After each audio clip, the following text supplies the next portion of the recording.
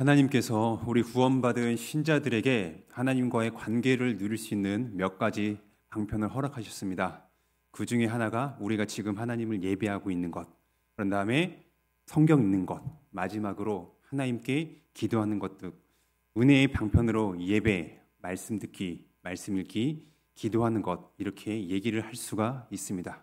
우리가 이 세 가지 중에서 아마도 많은 성도님들이 기도를 많이 할 것입니다. 기도를 많이 하는 우리가 오늘 예수님께서 우리에게 말씀하신 그 내용에 비추어 보아 우리의 기도의 모습을 다시 한번 살펴보는 이 은혜의 시간이 되기를 소망합니다. 우리가 같이 읽고 들은 말씀은 예수님께서 무화과 나무를 저주하신 그런 내용입니다. 앞에 함께 읽진 않았지만은 11장 12절 14절에 보면은 예수님께서는 무화과 나무를 저주하신 그런 내용이 나옵니다. 그 이후에 우리가 같이 읽은 본문 20절 이하의 본문이 기록이 되어 있습니다. 예수님께서 무화과 나무를 저주하시자 그 나무가 어떻게 되었습니까? 놀랍게도 말랐습니다. 뿌리째 그 무화과 나무는 마른 것을 성경은 오늘 우리에게 얘기를 합니다. 제자들이 이 모습을 보자 놀라워서 그 중에 제자 중에 대표격으로 할 수 있는 베드로가 예수님께 묻습니다. 예수님, 당신께서 이 무화과 나무를 저주하시는데 보시옵소서, 이 나무가 말랐습니다. 그렇게 얘기를 합니다. 오늘 기도라는 제목으로 이 말씀을 전하게 될 텐데 우리가 이 배경에 대한 왜 예수님께서 기도에 대한 내용을 말씀하시는지 우리가 이 배경을 듣고 안 상태에서 이 말씀을 들으면은 더 유익을 할 것입니다. 이러한 배경 속에서 예수님께서는 제자들에게 말씀하시죠. 23절 그 이하에 보면은 예수님께서는 우리의 기도의 대상 하나님, 22절에 연관되어서 23절에서 그렇게 하나님을 대상으로 할 때 우리가 하나님을 의심하면은 안 된다는 것을 얘기를 하고 있습니다. 많은 사람들이 기도를 합니다. 하나님의 백성인 우리뿐만 아니라 기독교가 아닌 그런 사람들도 놀랍게도 기도를 합니다. 그렇죠. 세상에는 사람들이 이 신이 있다, 저 신이 있다, 그렇게 생각을 하면서 그들에게 존재하지도 않는 그런 신들에게 기도를 합니다. 우리 주변에 보면은 그런 모습들을 잘 볼 수 있어요. 특히나 우리 5월 달에 보면은 어떤 행사가 있습니까? 불교에서 석가탄실이라고 그렇게 그들은 지키고, 또한 수능을 볼 때 보면은 100일 전에 우리 고3 수험생들을 준 부모님들은 어떻게 합니까? 각자가 신이라고 믿는 그런 하나님에게 기도를 합니다. 이런 일들은 우리가 매년마다 볼 수 있고, 그리고 주변에 혹시 그런 신이 있는데 기도를 하는 사람들을 본다면은 제가 말씀드린 것을 심심치 않게 자주 그렇게 목도를 하실 수가 있습니다. 그러나 세상에는 누구만이 존재하십니까? 한 신, 두 신, 세 신, 여러 신이 존재하는 것이 아닙니다. 이 세상에는 오직 한 하나님만이 계십니다. 그분만이 존재하시죠. 그분은 누구십니까? 바로 예수 그리스도 안에서 우리의 아버지 되시는 하나님이십니다. 하나님만이 이 세계에 오로지 절대적으로 존재하시는 유일하신 하나님이십니다. 우리 성도님들, 하나님이 살아계심을 의심하십니까? 하나님이 존재하시고 일하시고 계심을 혹시 의심하고 계시는 분 계십니까? 이런 질문에 저와 여기 있는 우리들은요, 아무도 아니요, 그렇지 않아요, 우리는 하나님을 결코 의심하지 않습니다, 그렇게 답변하실 겁니다. 그렇게 말씀하시는 것이 맞아요. 우리는 그렇게 생각해야 되고 자신 있게 이런 질문에 대해서 답변을 해야 됩니다. 하지만 우리의 삶을 돌아봤을 때는 때로는 나의 그런 고백, 우리의 자신 있는 확신과는 달리 때로는 하나님을 의심하는 것처럼 보이기도 합니다. 우리의 삶은 입술과는 다르게 하나님을 의심하는 모습을 보이기도 하는 것 같아요. 언제, 왜 우리는 하나님을 의심합니까? 세상이 불가능하다고 생각하는 것을 생각하고 말할 때, 세상의 상식과 기준에 있어서 그것을 얘기할 때, 교회에서 그런 것을 얘기한다? 그러면요, 우리는 그것을 의심하게 됩니다. 세상에서는 아니야, 야, 그거 불가능해, 어떻게 이런 일들이 일어날 수가 있어? 그렇게 얘기할 때 우리는요, 그런 말을 들으면 어떻게 될까요? 정말? 듣고 보니 정말 그런 것 같은데? 아니야, 이거 정말 일어날 수 있을까? 의심을 하게 됩니다. 우리는 현재 천국에서 살고 있는 것이 아니라 하나님께서 허락하신 이 아름다운 지구, 대한민국의 세상에 속해서 살고 있기 때문에 세상의 영향에서 완전하게 벗어날 수가 없습니다. 우리는 그것을 의식하지 못할지 모르지만은 세상의 영향 속에서 살고 있습니다. 그 영향을 많이 받으며 살고 있습니다. 우리뿐만 아니라 세상에 존재했던 모든 하나님의 백성들이 그러했습니다. 세상이 만약 하나님은 존재하지 않는다 이렇게 우리에게 강력하게 주장하고 과학적인 증거를 댑니다. 어떠한 이성적으로 납득할 수 있는 논리적인 증거를 댑니다. 실제로 우리는 지금 현재 그런 세상을 살고 있습니다. 이런 얘기를 들으면 우리는 어떻게 될까요? 우리 아이들 어떻게 생각할까요? 분명히 충돌이 됩니다. 하나님이 정말 살아계시냐? 세상에서는 하나님은 존재하지 않는다. 안 보이는데 어떻게 신일 수가 있냐? 안 보이는 것을 믿을 수 있냐? 이런 세상에 우리 아이들이 살고 있고 우리가 살고 있습니다. 그러면은 연약한 우리는요, 그 말을 들을 때 의심하게 됩니다. 나의 믿음, 내가 고백하는 하나님, 증명을 할 수 없기 때문에 세상에서 얘기하는 그 얘기를 들었을 때 위축이 되기도 합니다. 가나안을 정탐했던 12명의 정탐꾼 중에서 10명은 어떻게 얘기를 합니까? 우리가 너무나 잘 알아요. 갈렙과 여호수아 이외에 나머지 10명은요, 자신들이 보았던 현실, 그걸로 인해서 부정적인 얘기를 합니다. 하나님을 의심했어요. 그동안 그들을 출애굽에서 인도하시고 지금까지 함께한 하나님께서 가나안 땅을 주시겠다. 12명의 정탐꾼을 뽑아서 먼저 정탐을 하게 해라. 반드시 약속을 하셨습니다. 그런데 가나안을 정탐했던 그 10명의 정탐꾼들은 어떻게 보고했습니까? 자신들이 마주한 현실, 불가능할 것 같은 그런 현실을 맞이하자 하나님을 의심했습니다. 그들의 말은 들은 사람들, 이스라엘 백성들이 놀랍게도 그 부정적인 것에 감염되어서 모두가 다 하나님을 원망하며 하나님께 부르짖었습니다. 왜 우리를 애굽에서 인도하여 내셨습니까? 왜 우리를 인도하여 내서 가나안 땅에 죽게 하시렵니까? 자신들을 구원하신 하나님, 그 은혜를 잊은 채 그들은 그렇게 세상의 영향을 받아 불평, 불만, 하나님을 의심합니다. 우리 또한 똑같지 않습니까? 우리가 가나안에 들어가는 그런 지금 여행 중에 있는 것은 아닙니다. 하지만은 우리 또한 세상에 속해서 살아가기 때문에 때로는 우리가 고백을 하지만은 우리의 생각과 행동은 하나님을 의심하는 것처럼 보이기도 합니다. 두 번째로는 사탄이 우리가 믿는 하나님을 의심하도록 합니다. 아담과 하와, 우리의 첫 조상 인류였던 우리의 부모님께 어떻게 행했습니까? 사탄은 뱀을 이용해서 우리의 어머니인 하와를 유혹했습니다.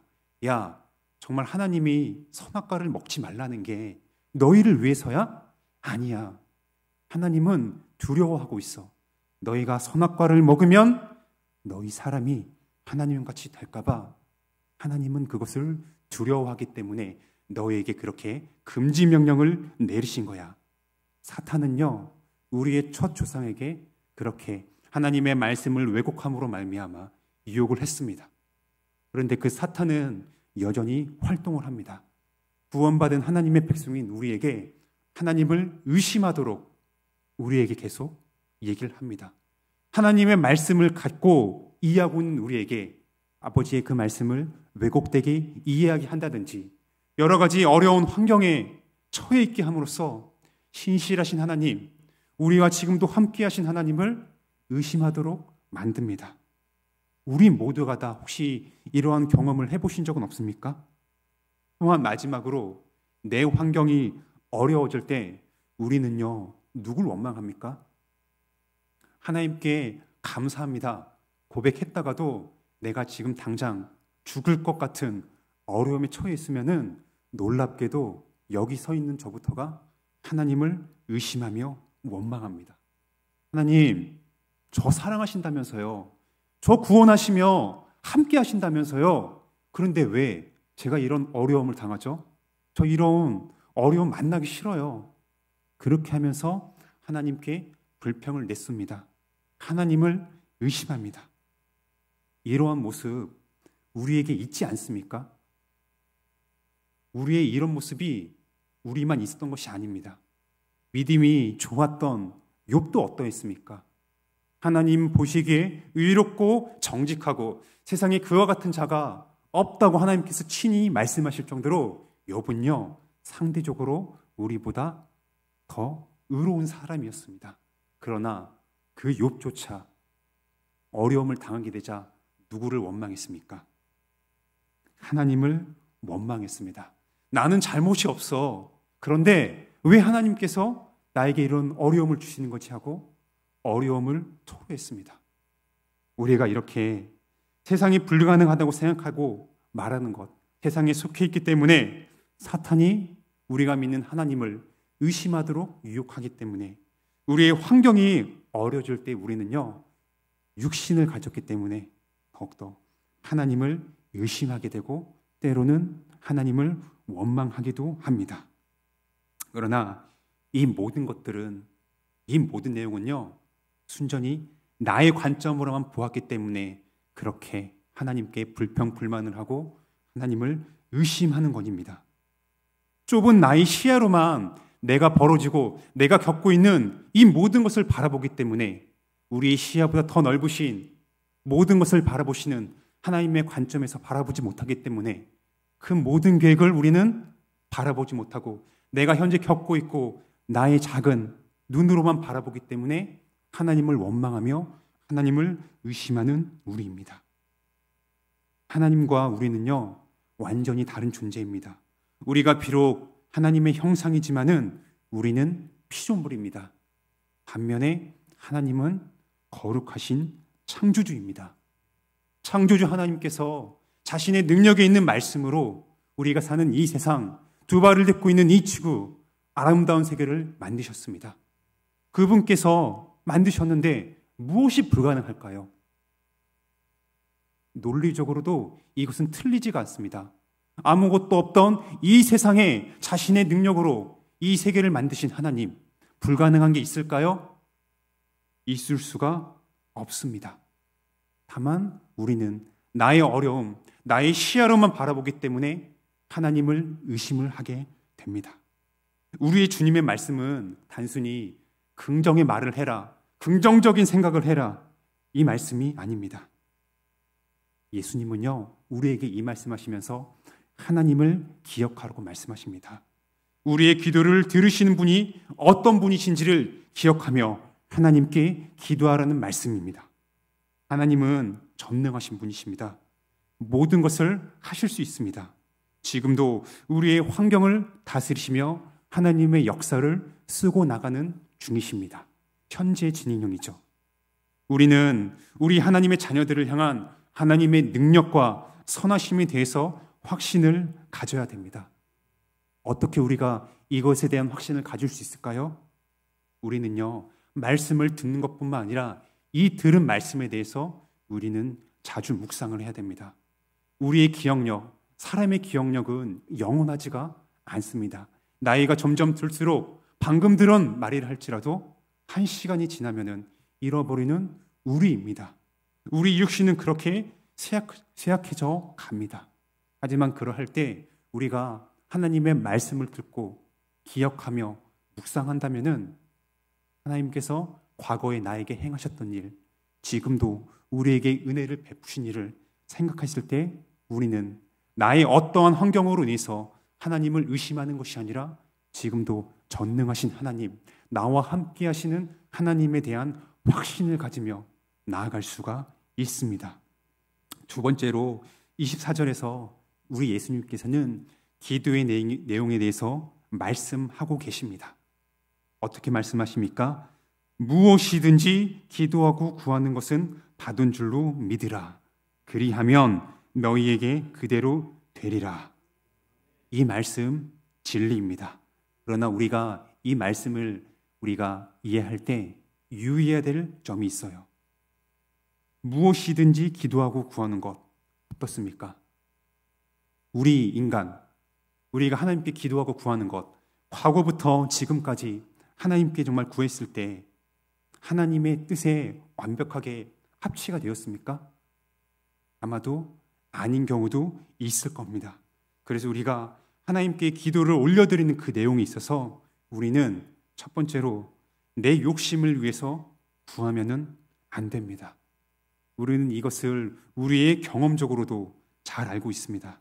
우리 예수님의 말씀은 하나님의 뜻을 위해서 구하라는 말씀이십니다.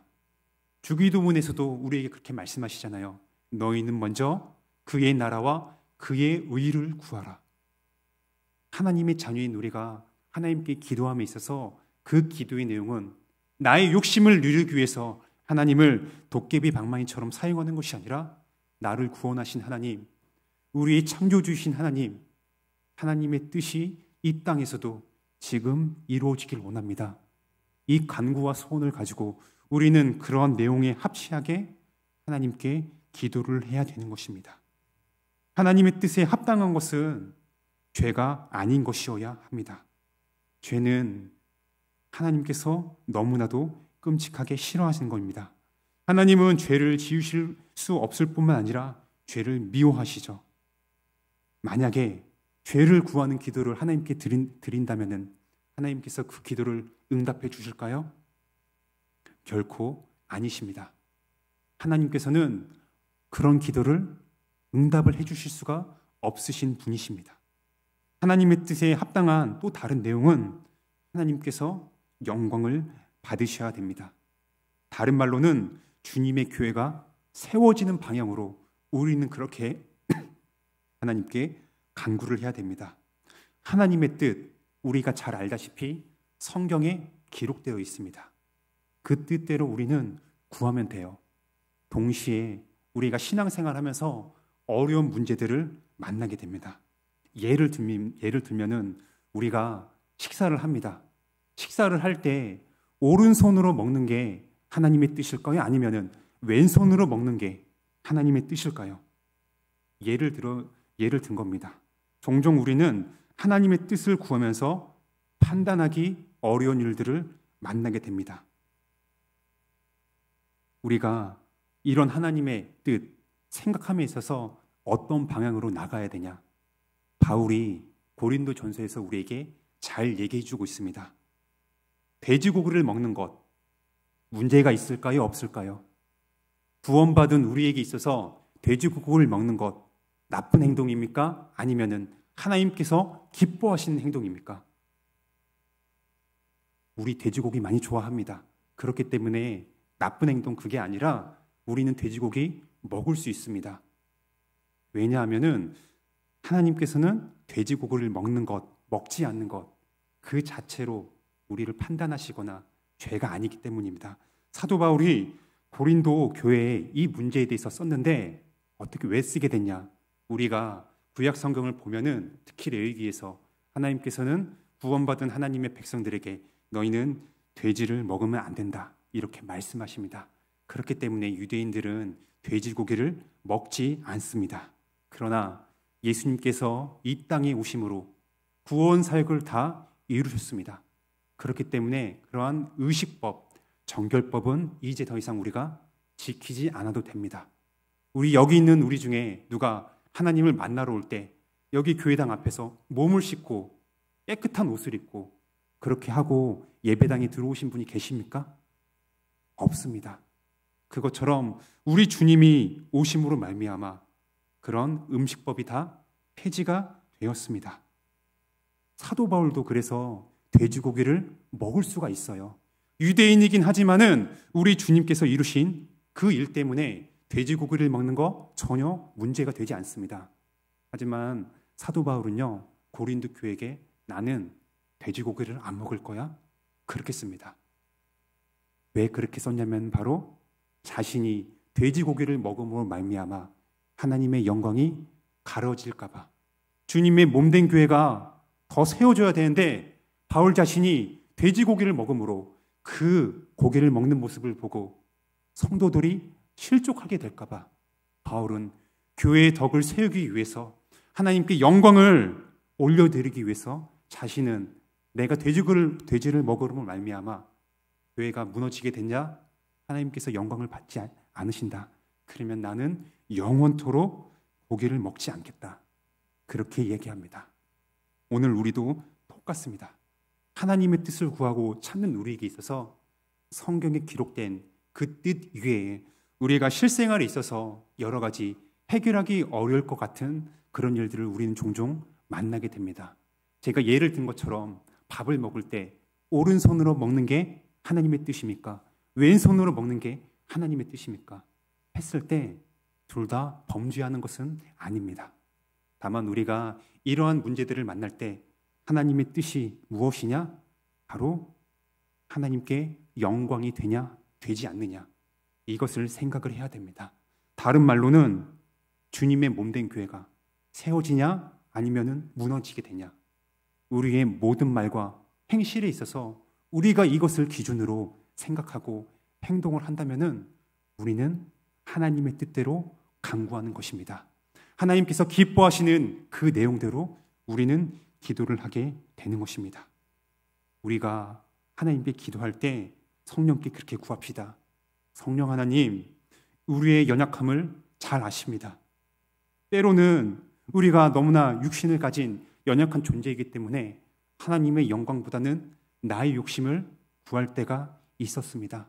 나의 연약함을 아시는 성령님 도와주심으로 말미암아 하나님의 뜻, 기뻐하신 그 뜻을 구하며 찾으며 아버지께 간구할 수 있도록 그것을 분별케 해달라고 우리가 구해야 됩니다. 두 번째로 기도의 내용에 있어서 우리는요, 하나님께서 응답하시는 그 때와 방식은 나에게 있지 않습니다. 사람이 그것을 좌지우지할 수가 없습니다. 기도를 응답하시는 분은 하나님이시기 때문에 하나님께서 자신의 때에 자신의 방식에 따라 그 기도의 응답을 해주십니다. 다윗이 왕으로 부음을 받았죠. 왕으로 기임을 받았기 때문에 당장에 그는 사울을 폐위시키고 이스라엘의 왕이 되었어야 합니다. 그러나 우리가 잘 알다시피 사무엘상에서 읽어보았을 때 다윗이 언제 왕이 됩니까? 기름 부은 그 다윗이 언제 이스라엘의 왕위로 등극을 하게 됩니까? 사무엘로부터 기름 부음을 받은 그 순간이 아닙니다. 하나님께서 다윗을 이스라엘 왕으로 택하셨지만은 그가 왕위로 등극하게 되는 때는 다윗 자신이 결정할 수 있는 문제가 아니었습니다. 하나님께서 하나님의 때에 하나님의 방법으로 자신을 다윗을 선택하신 그 왕을 이스라엘의 왕으로 세우신 것입니다. 그 기간은 결코 짧지 않았습니다. 많은 시간이 흘렀습니다. 다윗이 왕이 되기까지 여러 가지 환난, 시련을 겪었습니다. 당시의 사울 왕으로부터 죽임의 위협을 당하는 등 그렇게 여러 가지 일들을 이후에 하나님께서는 다윗을 왕으로 세우셨습니다. 하나님의 응답은 오늘 우리에게도 동일합니다. 여기 있는 저와 우리 성도님들 지금도 하나님께 구하고 있는 그런 간절한 기도 제목들이 있습니다. 하나님은요, 반드시 응답을 해주십니다. 다만 무엇을 기억해야 된다고요? 그 응답하시는 분 하나님께서 그 응답의 때와 응답의 방식을 내가 원하는 대로 내 마음대로 할 수 있는 것이 아닙니다. 하나님께서 주권을 가지시고 하나님께서 자신의 때에 자신의 방법으로 우리가 올려드리는 그 기도를 응답을 해주실 겁니다. 마지막으로 이제 25절 기도하는 자의 상태에 대해서 우리 예수님께서는 그렇게 말씀하십니다. 이 내용 앞에 24절까지 내용과 25절의 내용 언뜻 보면은요, 뭔가 말이 안 되는 것 같아요.